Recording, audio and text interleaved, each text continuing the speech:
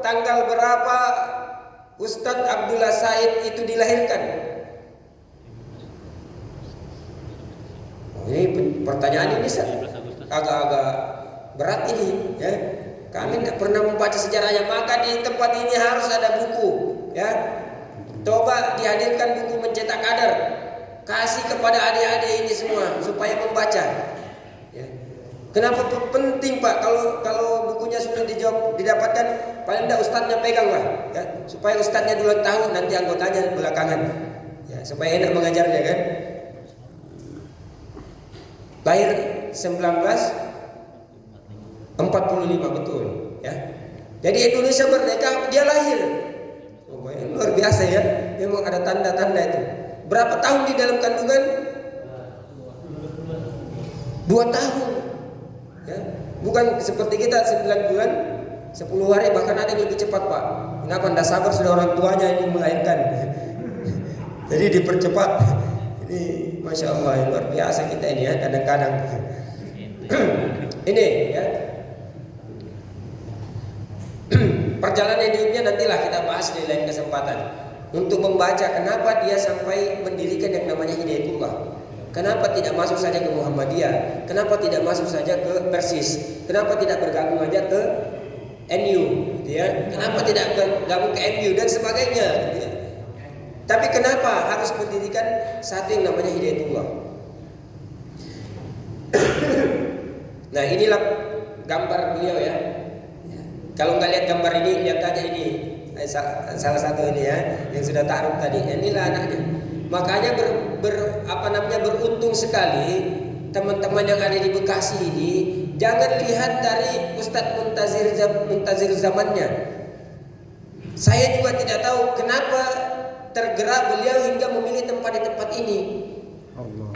Kalau di pondok itu, apalagi di pondok NU ya, yang namanya anak kiai itu disebut Gus gitu. Maka jangan, tapi saya juga tidak menyarankan ya untuk memanggil Bang Tasir ini sebagai Gus Tasir. Tapi kalau itu terjadi saya juga tidak melarang gitu ya. Silakan saja teman-teman. Tapi saya yakin mungkin ada doa-doa sahabat-sahabat yang ada di Bekasi ini sehingga menggerakkan beliau ke tempat ini. Ya. Bukan karena muntazirnya. Bisa jadi, ya. Takdir Allah Subhanahu, bukan bisa jadi, memang takdir Allah ya. Takdir Allah Subhanahu wa taala mengantar beliau ke tempat ini. Mudah-mudahan ini satu keberkahan bagi kita yang ada di Bekasi. Amin. Ya, insyaallah. Dan saya melihat Pak, perkembangan Bekasi ini luar biasa ya. Luar biasa. Kenapa? Saya 1998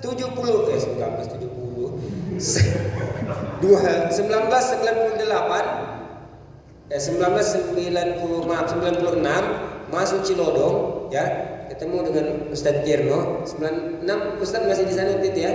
Ya. 96 ketemu beliau. Saya dapati kampus Depok, Masya Allah, sekarang sudah luar biasa perkembangannya. Tapi yang saya sedihkan apa? Cuman satu kampusnya. Sejak hadirnya kampus Hidayatullah di Depok sampai sekarang, nggak tahu mungkin sampai yaumil kiamat, cuman satu kampusnya Pak.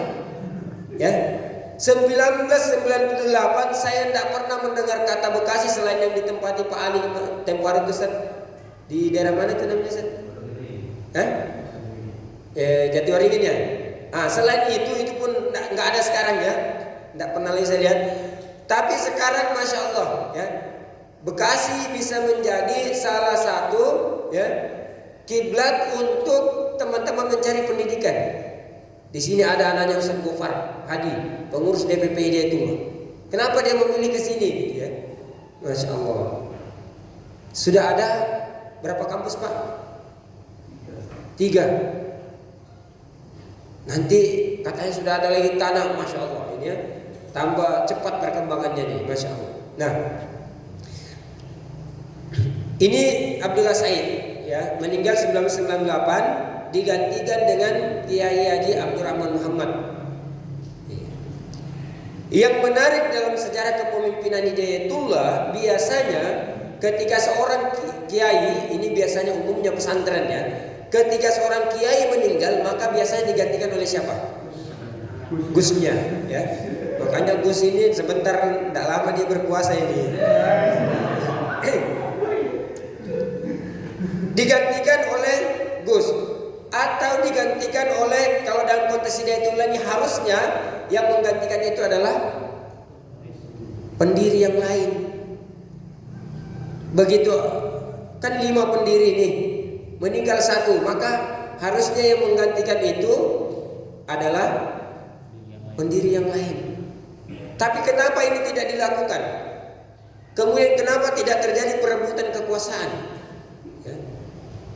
Tidak terjadi mobilisasi massa untuk memilih atau mendorong siapa yang akan memimpin. Tidak terjadi, Pak. Bahkan semuanya menghindar, takut untuk memimpin. Ini kalau Ustaz Furqon ditawari untuk memimpin, saya yakin dia bilang cari yang lain dulu, Ustaz. Ya. Nah, itulah herannya saya di Hidayatullah. Mungkin inilah bagian dari sejarah baru yang ditanamkan oleh Allah ya rahmatullah Said. Kita ini tidak berebut jabatan, Pak. Saya di DPP ini, Departemen SDI, lebih senang saya sebenarnya tinggal di Kaltim daripada tugas di Jakarta. Jakarta ya Allah. Ya. Perjalanannya itu, Pak, ya. Apa-apa semua bayar, ya. Tinggal buang angin aja tidak bayar di Jakarta ini, ya. Tol itu saya tadi dari Depok naik tol sampai ke sini, berapa kali saya lewati tol itu, ya. Saya bilang Masya Allah, ini luar biasa nih namanya hidup di Jakarta ini. Yang paling saya tidak suka di Jakarta itu adalah habis umur kita di jalan, ya. Habis umur kita di jalan gitu, Pak. Makanya Ustaz Karyadi malas jalan-jalan dia. Lebih bagus habis umurnya di sini daripada di jalan. Ya Allah. Ya. Kenapa demikian? Karena Al-Ghawi Rahmatullah Said itu menanamkan, ya, satu sikap kepada kader-kadernya. Kita tidak meminta amanah, tapi kalau amanah itu datang kepada kita, pantang bagi kita untuk mundur. Ya. Ibaratnya kita akan berjuang sampai titik darah penghabisan semampu kita, ya, sekuat tenaga kita. Antum ditugaskan sebagai ketua DPD, habis-habisan laksanakan tugas itu. Kenapa? Itulah jihad Anda sebagai ketua DPD. Anda ditugaskan sebagai ketua yayasan, habis-habisanlah melaksanakan amanah itu karena Anda sedang dipercaya, ya. Kalau kita memahami bahwa ini sebuah kepemimpinan di bawah jamaah, Anda diberi kesempatan, diberi tanggung jawab oleh pemimpin tertinggi Hidayatullah sebagai ketua yayasan dengan perpanjangan tangan ketua DPD, dengan di atasnya ketua DPD ada DPW, di atasnya DPW ada DPP, di atasnya DPP nanti ada sampai kepada pemimpin umum. Jadi hakikatnya semua amanah di tempat ini itu adalah secara, ya, kepemimpinan tersambung dengan pemimpin umum, Pak. Allah. Dan kita mendapatkan doa-doa dari Bapak Pemimpin Umum. Masya Allah. Inilah yang ditanamkan oleh beliau. Kita tidak berebut amanah. Pergantian ketua umum. Ini yang di bawahnya ini, ya, ketua umum, Pak. Nggak ada istilah wani piro, ya. Di Hidayatullah. Piro wani mungkin ada, ya. Tapi wani piro nggak ada, Pak. Nggak ada mobilisasi massa. Nggak ada lobi-lobi khusus. Kita yang dari Jawa lebih pilih orang Jawa. Kita yang dari Sumatera lebih kita pilih orang Sumatera. Kita yang dari Sulawesi pilih orang Sulawesi. Kita yang di Irian pilih orang Irian. Susah, Pak, karena Irian sebenarnya sedikit kan penduduknya, jadi kalah terus. Nggak ada, ya. Tapi semua sama. Kenapa? Begitu antum di Hidayatullah, suku dan yang lainnya itu sudah tidak boleh menonjol. Tidak boleh menonjol lagi. Saya Bugis, pendiri di Tulang Bugis. Memang Tuhan tanya sukumu ketika nanti di akhirat, kamu suku Bugis, ya berarti kau masuk surga. Ya enggak gitu. Tapi ditanya apa amalnya. Nah, inilah yang ditanamkan oleh Allah ya Rahmatullah. Dalam pergantian kepemimpinan di Hidayatullah tidak ada rebutan massa. Masya Allah, bahkan senang, Pak, kalau kita diganti. Oh, senang sekali itu, ya. Masya Allah. Karena lepas semua beban itu, ya. Saya termasuk agak putih rambut saya ini selama di Jakarta, Pak, ya. Putih, aduh, Masya Allah. Saya rasa berat, ya Allah. Itu SDI. Saya tanya apa tugasnya SDI ini.